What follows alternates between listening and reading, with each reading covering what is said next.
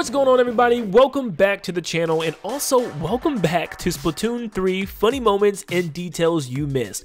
Would you believe it if I told you this is episode number 8? You guys absolutely love these videos, and I love finding even more crazy facts about this game that you guys have dug deep and commented your suggestions. And also for those of you that have been sending your videos to me on Twitter, I can't thank you guys enough because it makes me laugh, and I love seeing really cool plays and stuff like that, and I love showing them off to you guys. So if you love this series, let me know. Comment some more details that you found, and also send more videos through Twitter for me to check them out. And also feel free to leave a like and subscribe and turn on post notifications so you're updated whenever I post another Splatoon video. Thank you guys so much, and let's quickly jump into the video.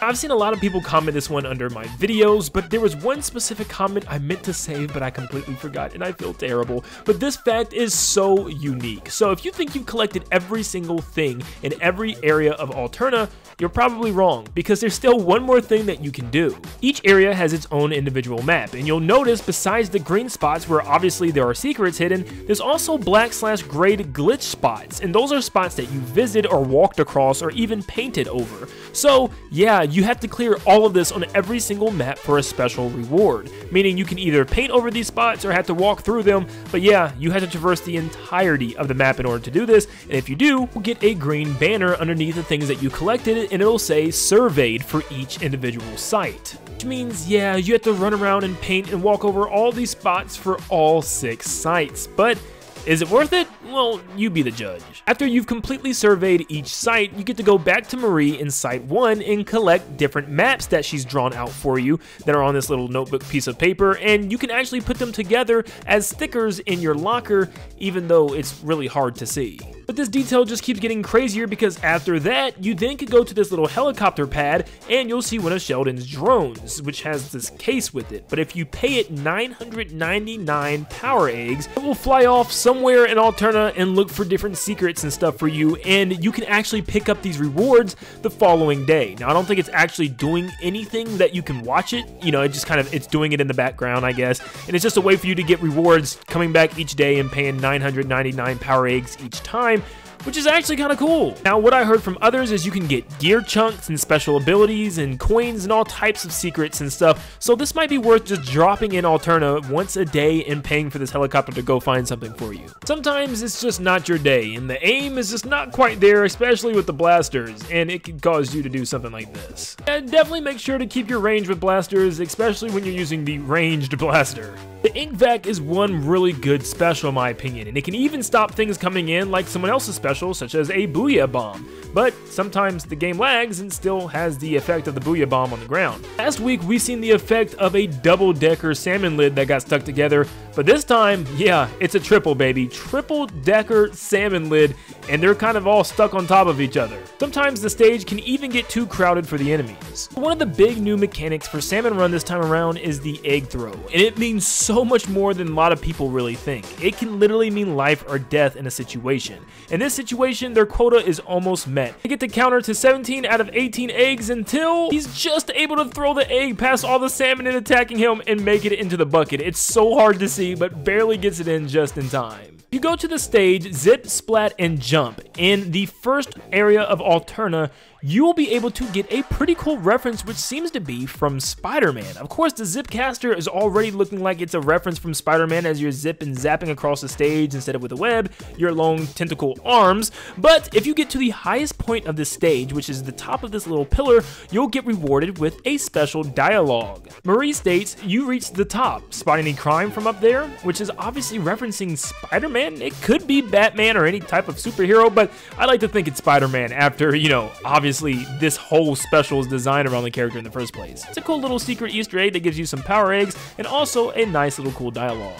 This Maul seemed to get trapped on this pillar, and it actually completely rewrote its coding, because instead of being a villain, it started being a nice guy and following people around instead of trying to attack them from the ground. I mean, if Small Fry can join you in your adventure, so can a Maul's, right? Sometimes when you slam the Rainmaker home, you just want to stand there and take in the glory.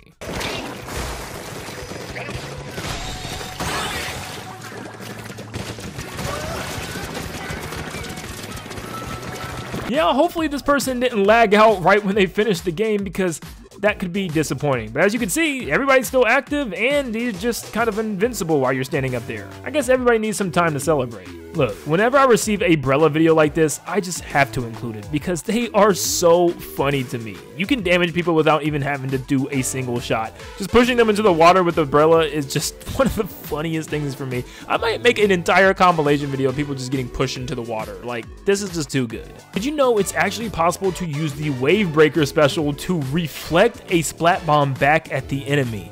Yeah, the Splat Bomb's already been landed up there and it's rolling, yet you can still send it back by throwing this thing down and it shoots it right back at them, which is hilarious. This could be me just being more hopeful for some more Stringer types coming into the game, but it looks like on the back wall, these Stringer bows are a lot bigger and wider than what we see on the basic Stringer. What this probably is kind of just the bow shaft itself and not the little parts where the ink shoots out and also the fishing pole reel and line. So maybe this is just the bow, but I like to think maybe this could be the concept for something bigger to come, like a bigger longbow that shoots maybe one giant projectile. That would be pretty cool. Some people are finding entire ways to skip entire areas because some of the fuzzy ooze you can actually walk on if you get far enough out, just like this play here, which is great for speedrunners. Sometimes with the Trizooka, you only need those 3 shots. And yes, even if there's something in your way, just shoot over it.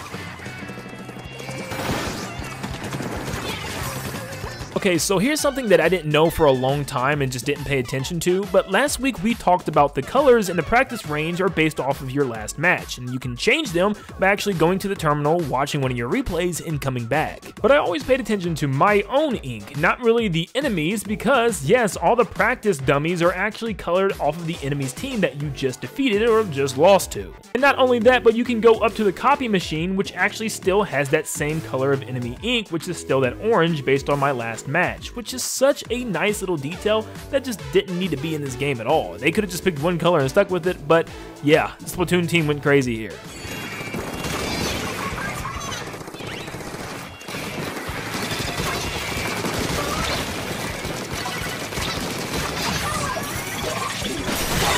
Yeah, do I even have to say anything else with this play? Just the awareness and everything that's going on, even at special usage, goodness gracious. You know what, I think you need some more dually gameplay, so here you go.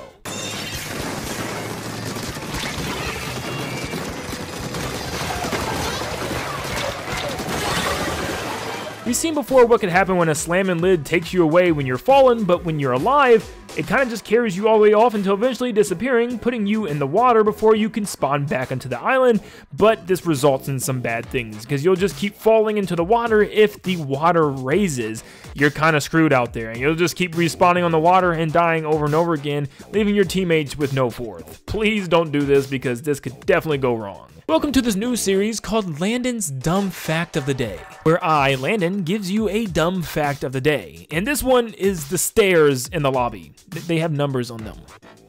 It's cool, okay? It's a small detail, like, come on. The stairs have numbers. Why do they even need them? Who needs that? But it's just, they're there. If you ever get trapped on this little area in Sturgeon Shipyard, you can just jump off the side of this wall with a quick paint and do a little squid surge off of it, which is pretty cool. And it might take some practice, so definitely go into Recon to try this out, but it's a really cool trick. Whatever you do, do not use a crab tank's ball form when a Moz is coming out of the ground, because it could shoot you clear across the map. Literally, this guy flies on for minutes. Oh my goodness. Here is a squid roll wall bounce 420 no scope with the E-liter. Seriously, I don't even know how people come up with some of this stuff, but oh my goodness, I couldn't imagine this actually happening to me mid-game. If you paint a little area within the flipper flopper circle, you're actually able to jump right when the flipper flopper slams on the ground in order to dodge any type of attack from him and not take any damage, which is actually very interesting because towards the end of a round it could get very hectic and maybe you don't have time to actually fill that circle in yourself or really dodge any enemy attacks by shooting him, so just make sure you remember to jump right before he slams on the ground. You'll be safe. But remember, for some reason this does not work in squid form, so you'll die even if you jump, so make sure you are in kid form. platform. And finally, I wanted to give you guys a little bit of a lesson here. So some of you guys are new to Splatoon 3, and you guys have been telling me in the comments that you're learning things every day that you never knew about the other games. So I thought I'd give you a nice little fact here.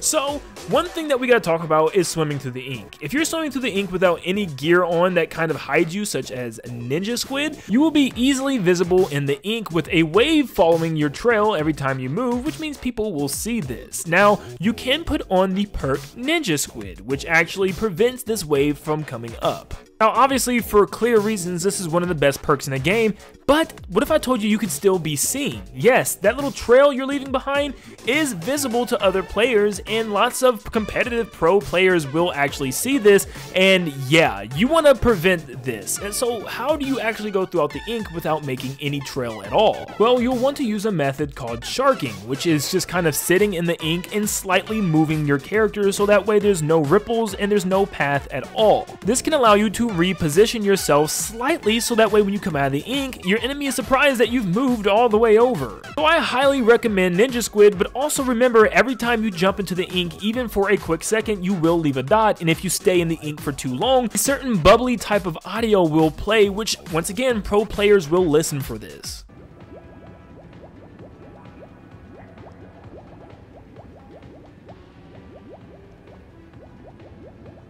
Thank you guys so much for tuning in again today for episode 8. We're going to keep going as long as you guys have more details and funny videos to send in. So make sure you do so. Once again, Nintendo Land on Twitter, and also just comment any type of cool Easter eggs or secrets that you found in the game in the comments down below. Thank you guys so much. If you enjoyed this video, make sure you leave a like and subscribe to stay up to date on all things Splatoon and Nintendo in general. And like always, I'll see you all on the next one. See you guys.